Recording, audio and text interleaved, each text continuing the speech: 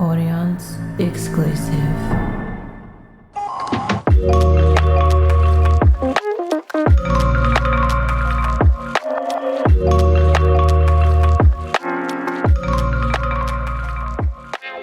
Hello, welcome to another episode of Beautiful Subconscious. I'm your host, Shell Marie.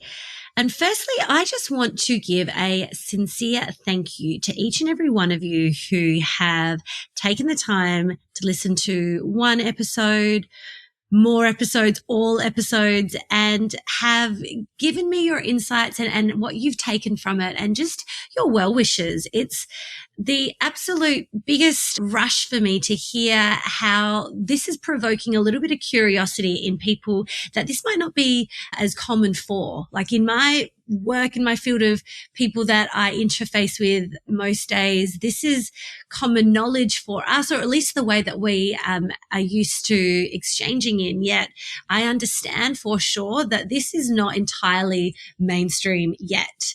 And so for people to just allow a little element of curiosity and how this can be applied to their modern day life is exactly why this podcast began in the first place. To take these concepts of subconscious and the way that we can rewire our minds and our bodies and our lives to suit what we want instead of living life by default and pressure and all the things that we've grew up and around that are unconsciously affecting us without us knowing. So thank you so much. It means the absolute world. And next year, we've got some incredible guests that will be on the podcast that are very much in alignment with the concept of exploring subconscious in order to move through adversities and to really catapult them in what they've achieved within their life. So I cannot wait to share. So today's episode is all about unconditional acceptance.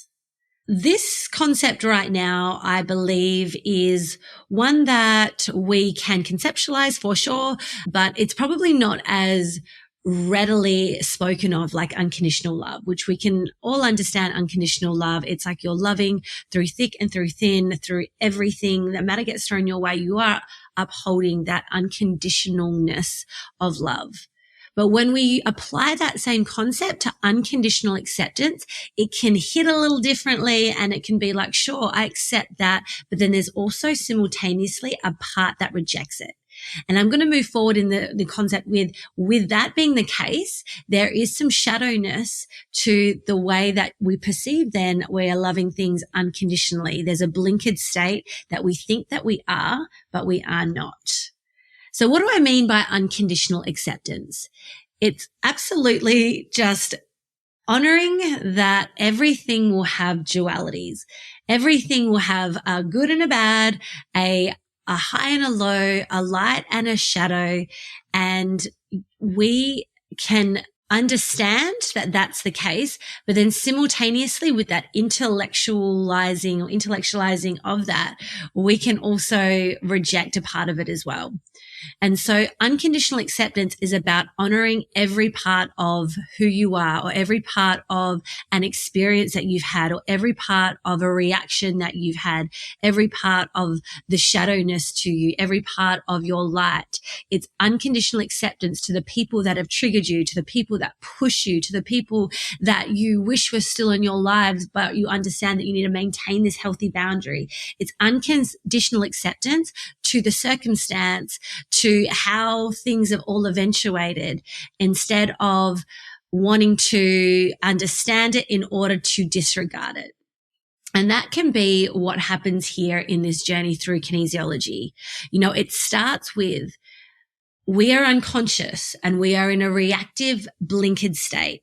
We are being affected by things that are unresolved and activated within our subconscious. And from that, we have turned on a defense mechanism or a coping mechanism or some sort of distorted reaction in order to protect ourselves. So we move from this unconscious reactive state in order to draw our power back. And so from there we go to consciously taking accountability and wanting to understand where these reactions have come from, why I've been triggered that way, what is this old circuitry in and around my childhood about that is affecting me today.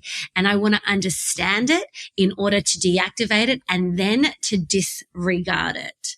If we understand energy, nothing can be deleted. Everything just changes forms and the charge of things can be neutralized. And that ideally, in my opinion, is the ultimate goal, to neutralize everything so we can be in a more balanced state. And so when we decide to embark on this journey of self-inquiry and bettering ourselves so we don't feel like we are victim to our emotions and our reactions, we can do it with such a drive of like, cool, get this up, get this out, which I've said 1,000%. I'm like, just get this up, get this out, get it away from me kind of thing. But it's that get it away from me state that is also somewhat keeping it still in the existence in a way that may not be a desired outcome. So the next version, the next level of this conscious and wanting to reclaim our power back and bring conscious awareness to the why we behave the way that we behave. The next step now is utter unconditional acceptance to the whole emotion, to the whole experience, to why it had to play out that way and to why it made me the part that I am, or made me, it's a part of who I am. It was a part of my journey. Why we have to accept all of it. And so what that looks like is understanding that, yes, bringing it up and trying to then disregard it. It's like pushing, you're wanting to evolve and grow and ascend and get to those higher emotions, those more neutral states. As you disregard, like, yeah, cool, that was my past, see you later, I don't want anything to do with that. Those polarizing energies are going to need to crack. And like lightning, which I've been obsessed with the concept of lately, is these polarizing energies, so positive and negative charges, they are going to need to crack at some point, like lightning does. It cracks the air of the polarizing charges so it can restabilize and equalize. And so when you get to that point, you're then able to integrate everything in and start to rise and grow and evolve and ascend from that more equalized state. So how that is best to happen is to really own that emotion that you reacted with, that argument that you were your most fiercely ugly and shadow version of yourself, that whole energetic circuitry on its own is on its own evolution. It's on its own journey to ascension. So I want to invite a concept in where every emotion, every experience, every interaction is on its own unique journey. Everything is moving up into the realms of ascension. And so even that reactive state where you were your most ugliest in an argument and you condemn yourself for being like, oh man, I should have known better. That part on its own, that whole circuitry, that whole story, that whole thing is on its own journey to evolution. And so often we can be like, all right, let's understand it in order to disregard it and try to detach from that. But the next version of evolution is to now call in all the parts of you that were needed in your growth, needed in the makeup of who you are in order for you to understand the lessons. It's looking at that and being like, I accept you for your ugliness.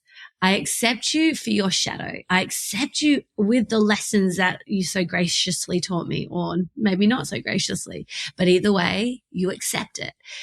And you're taking the whole of that and you're inviting it to evolve with you. It's like, hey, I'm going this way. I'm evolving. You were a part of me. You are still a part of me on some level. Come with me. I know you're on this ascension journey too. And so it's inviting this rise of every part of you together instead of bringing everything up in order to push away parts of who you are, which is then still creating this polarization. We're moving beyond duality, inviting it in, integrating both sides and lifting up together. That is what unconditional acceptance is. So I would like for you on this journey, if you're getting pulled for this kind of work, I know some of this will land for you on some level, whether it's consciously here or not. So as this lands on in, I just want you to start to ponder into what am I wanting to resolve in order to change about myself? And then that part of you that you're wanting to change, can you just start to coach yourself through the process of talking to like you would a loved one and be like, hey, look, I appreciate everything that you are. And I want to invite you on this ride with me. I want you to rise with me and let's become the better versions of ourselves and keep ascending and ascending and ascending.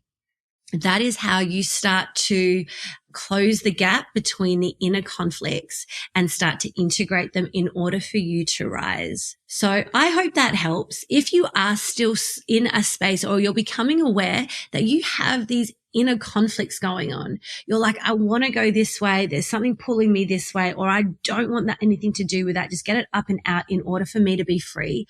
For sure. Let's liberate you from that pain and that struggle, and let's integrate it in so it can come with you to the rising to that more authentic space of peace and that more open space to really receive and really for you to drop into what you deserve. Because what you deserve is to feel completely whole in yourself and for you to really be able to come back to that wholeness with every part of you integrated in, and for you to then rise and accept life from that space and be like, cool, I'm so deserved. I'm so whole. Bring it life. I want the best of the best. So I hope you have taken something from this episode. I would love to hear how it's landed for you.